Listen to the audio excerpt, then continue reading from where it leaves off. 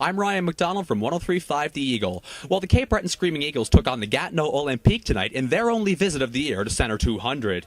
The Eagles came into this one itching to get back on the winning track after losing 3 in a row, including 2 straight on the road in New Brunswick. But they knew it wouldn't be easy. Every year, Gatineau has a strong team, and this year looks to be no exception as the Olympique came into this game with a perfect 4-0 record.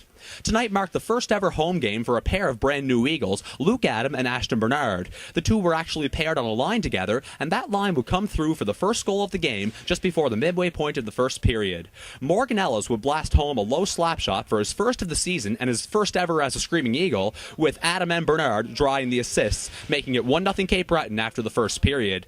In period 2, Cape Breton would expand its lead to 2-0. After a great rush by Victor Hertzberg and some nice pressure down low by that entire line, rookie Brad Kusner showed some sweet hands in tight to roof one up top for his second goal of the young season. Late in the period, Gatineau would pull to within 1, but Olivier Waugh and the Eagles held on in the third for a much-needed 2-1 victory. Waugh made 26 saves for the win and was named first star of the game.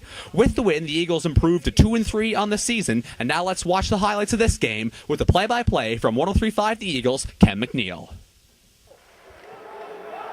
And it's Luke Adam up across center. He's over the blue line, stepping right around. Adams up in the puck. Time to send it across. Everybody overskates it. Ellis, shot, scored! Morgan Ellis with a bullet up the right point. And Cape Breton up 1-0.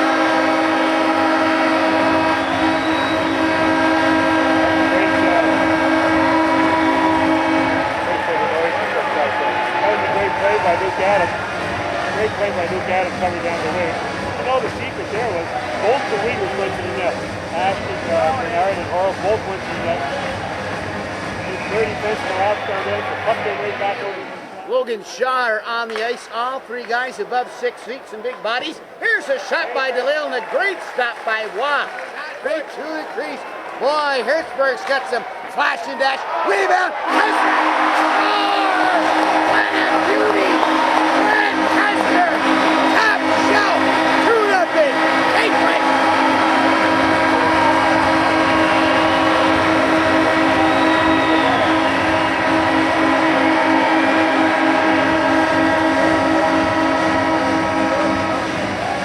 Good goal by Kusner. He's tight there. He got it up top shelf, right at the top of the net. So we got to give Mr. Hertzberg a lot of credit for that goal. It's a great play. Puck gets down to the right point. Labrie to Canal, top of the right circle, down low the feed. There's a chance shot. They score. Touché. As Olivier Waugh clearly moving away from that post a little too early. And the Olympic are on the board. And his style is to go down on his knees, and that just gave the top shelf made it wide open with the player with the puck. The ice has faced 11. Kusner in a foot race.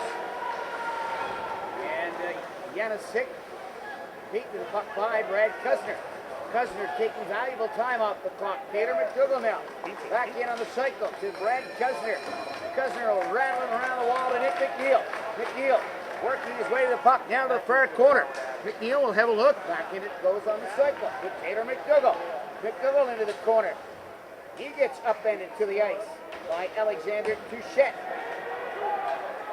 And they continue to battle off that far corner. Kusner gets well tied up. Nick McNeil had it go through his legs, and back come the Olympics. Talking here with Screaming Eagles assistant coach John Hanna after the Eagles picked up a 2-1 win over Gatineau here at Centre 200. John, after 3 straight one-goal losses, it must have been quite a shot of confidence for the boys to get back in the win column tonight. Well, I think so. You know, it's confidence is always a good thing, and winning is always helps confidence for sure. But it's not so much early in the year about wins and losses as much as the process of playing well and doing the things that we're working on. And I think we made some strides tonight in our defensive side of the game, and that's the important part for us. And if we play and stick to our game plan and do the things and execute the things we want to, we'll have a chance to win most nights, no question about it. But it's nice to get the win. 2 points are important. And you talked about the defensive side of the game.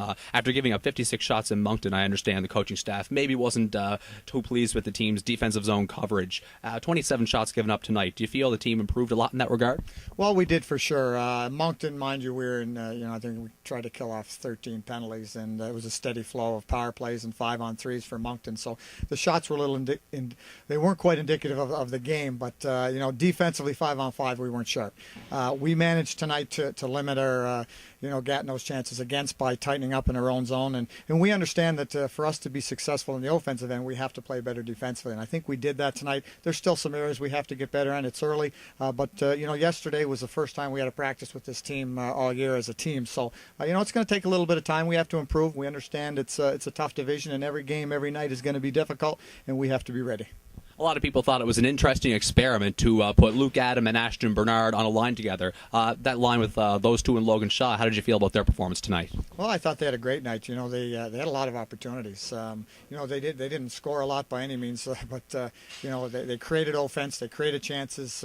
Luke Adams showed tonight that why he's going to be a good pro and an NHL player someday with his speed and his strength and his hands. And you know what, Ashton Bernard was able to create a lot of space out there. He's a presence on the ice. People are aware, players are aware that he's out there. He creates space not only for himself but for his teammates and his line mates. And Logan Shaw had a good game. He skated much better tonight, and he made some good intelligent plays. And again, he's only 17-year-old, and be able to play with two 19-year-olds, he's done a great job. So we were pleased with that line, and we were pleased with a lot of players tonight.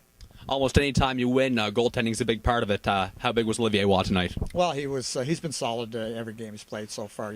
Goals against the last game or the game before don't tell you how well he played. He's been very sharp for us. And tonight, it was a challenge for him. Tonight, Claremont in the other net has had an outstanding start to the year. But Olivier's always been up for the challenge, and tonight was no different. He was comfortable in there. He's playing the puck better. He's seeing the puck, and he's playing with a lot of confidence. And that'll translate into wins and W's for this team.